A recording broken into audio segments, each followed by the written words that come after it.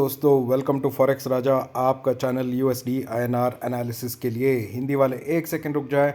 For those people looking for English analysis और English translation of this video, just forward the video to the middle of the video till the end is the English analysis.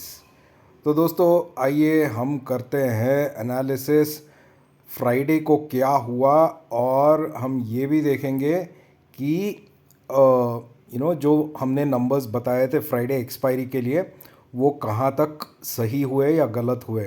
तो दोस्तों आप देख सकते हैं Friday evening मतलब Thursday evening को एक फॉल आया था दोस्तों, गिरावट आई थी। क्योंकि थर्सडे जब शाम को 7 बजे के बाद यूएस का नंबर्स आया, डेटा आया, पीसीई डेटा आया था, जॉब्स का डेटा आया था।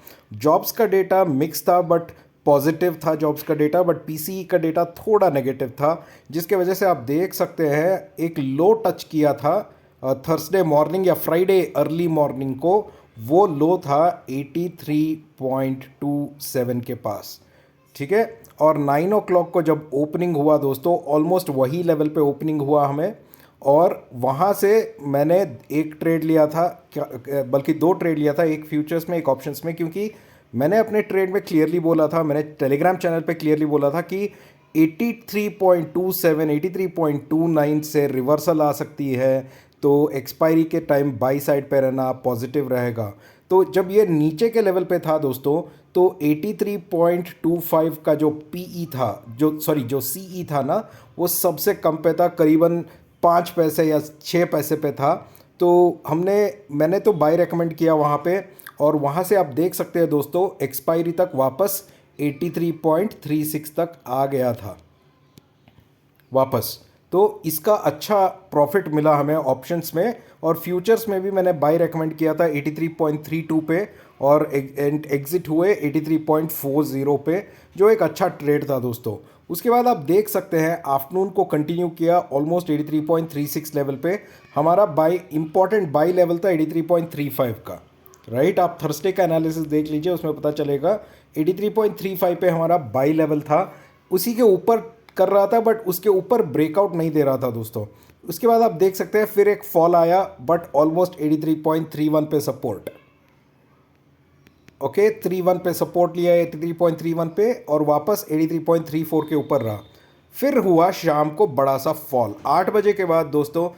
जेरोमी पावल का 8 बजे के बाद डेटा भी आया था दोस्तों, कुछ बट डेटा कुछ खास नहीं था। उसके बाद आया जेरोमी पावल का स्पीच, जिसमें जेरोमी पावल ने बोला है कि भाई हमें और काम करना है इंटरेस्ट रेट्स पे, जिसके वजह से हम अपना इन्फ्लेशन को और नीचे लाना है 2% के नीचे।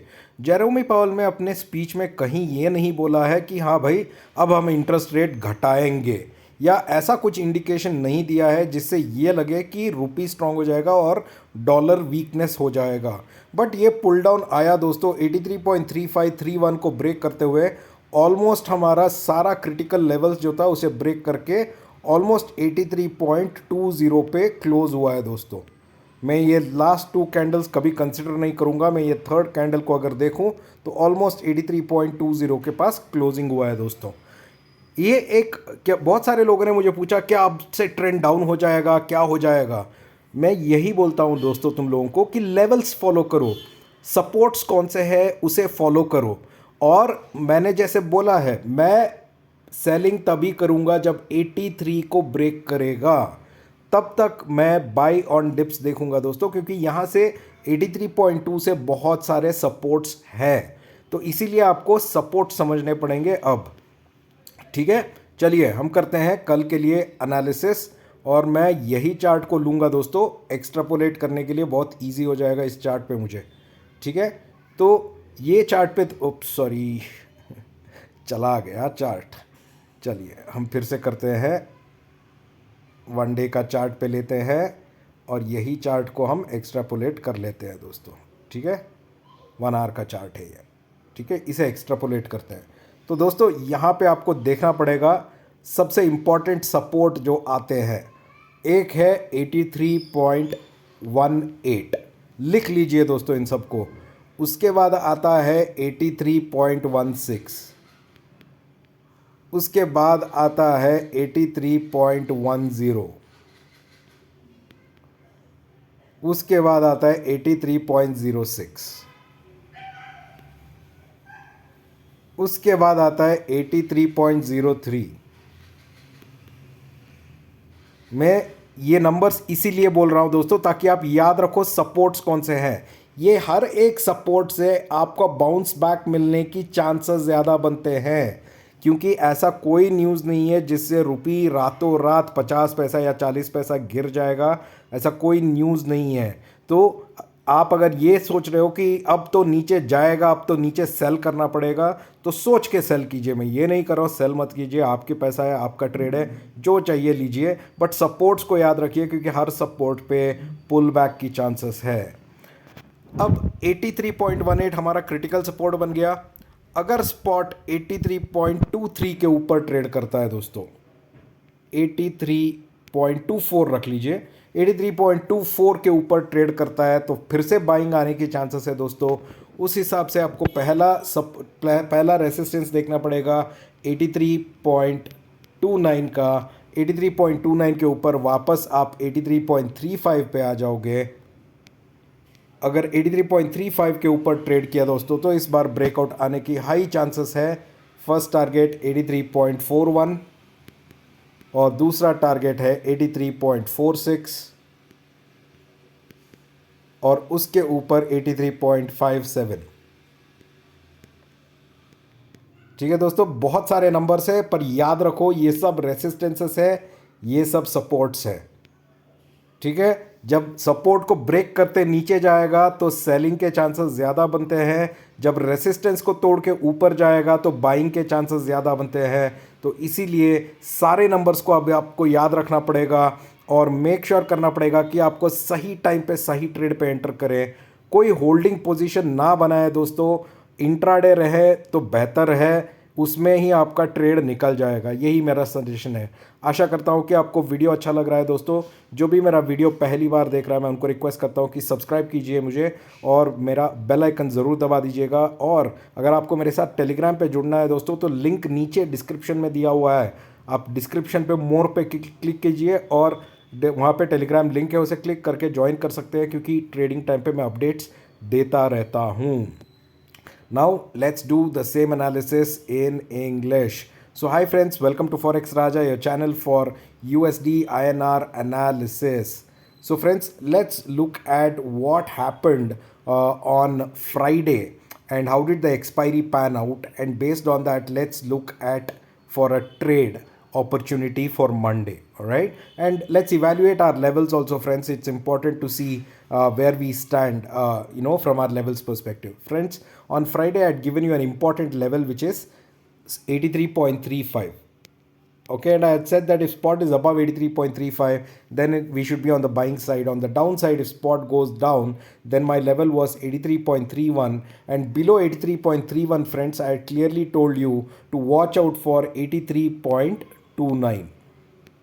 all right, and you can see here on Friday we almost touched 83.29 and below, almost 83.28 was touched, and there was a fall on Thursday. You can see here, this is the fall on Thursday evening. This fall came because there was mixed data from US. On the PCE data, the data was mixed, whereas on the jobs data was positive.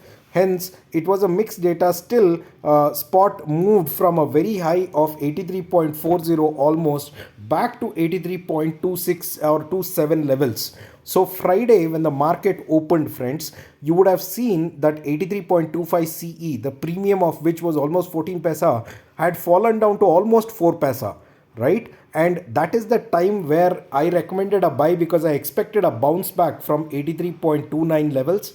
I took two trades over here. One was an option trade, one was a future trade. My option trade was buying 83.25 CE at almost 4 paisa, and my futures trade was to buy futures at 83.32. And in both the trades I was able to make money because after touching 83.2829 levels, you can see here before 12:30 there was a bounce back, so that spot came back again to 83.35.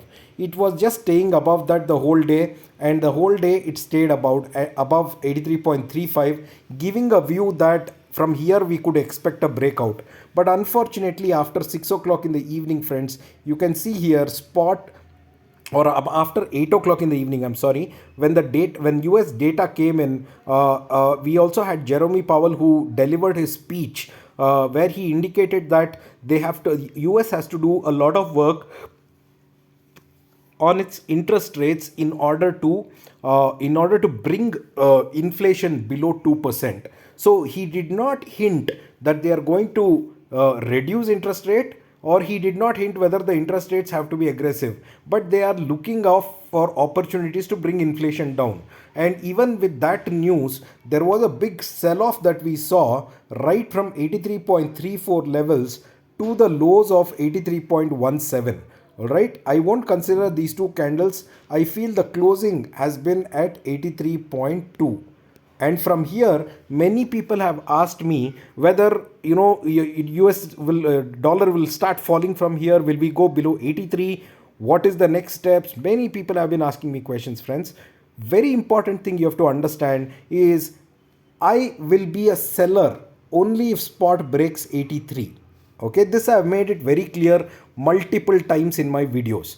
Until spot is above 83, there is always a lot of supports and resistances from where there could be a bounce back. Hence, today you have to understand all the supports that are there so that you can take the right trade tomorrow and be successful in your trade. I always advise people, don't take positional trades.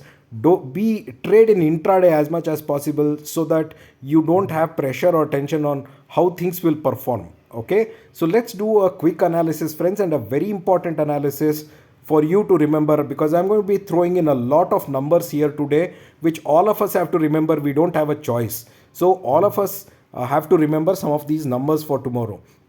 So friends, a very important level that we need to watch out tomorrow is 83.18.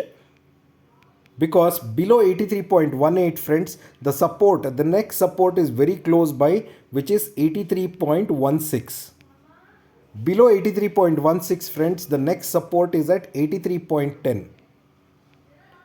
And below 83.10, friends, the next support is at 83.06. And below 83.06, you still have a support at 83.03. Okay, remember, all of these are supports. One support breaks, it will go to the next one. If the next one breaks, it will go to the next one. But it doesn't mean that every support will break. There could be reversals back on the upside from these supports. And hence, don't take wrong trade. It's better not to trade and wait for the right support. Watch out the supports and see how the spot is reacting to take the right trade. Tomorrow, the volumes are going to play an important role. Hence, you need to observe volumes, whether the volume is coming on the buying side or on the selling side, and then take the right trade. On the upside, friends, one important level that I want you to watch out is 83.24. If spot goes above 83.24, then the next important level to watch out is 83.29. And if spot goes above 83.29, then we should see 83.35. And this time above 83.35, friends, there is easily a breakout to 83.41, 83.46, and even spot can go to 83.57. Okay, so remember, all these numbers above 83.24, these are resistances. Below 83.18, all of these are supports. When supports break, spot will go down. If support is holding and from there spot is trying to break resistances, then spot will go up. It's a lot of numbers over here. I understand it could be confusing, but if you make notes of these numbers and when you are trading, if you can remember these numbers, then I am very confident you will be taking the right trade and making the right decisions in your trade on an intraday basis, friends. I hope you liked the video. For those people watching my video for the first time, I request you to please subscribe to my channel, press the bell icon to get notified every time I upload the video. And if you want to join my Telegram channel, the link is right below in the description. In the description, there's a more word, just click on that one. You'll see the description, and in that you see my Telegram channel link. You can click there and join. I keep giving updates during trading hours. Thank you so much, friends. We'll catch you in the markets tomorrow. Let's see how the markets react. Take care. Bye bye.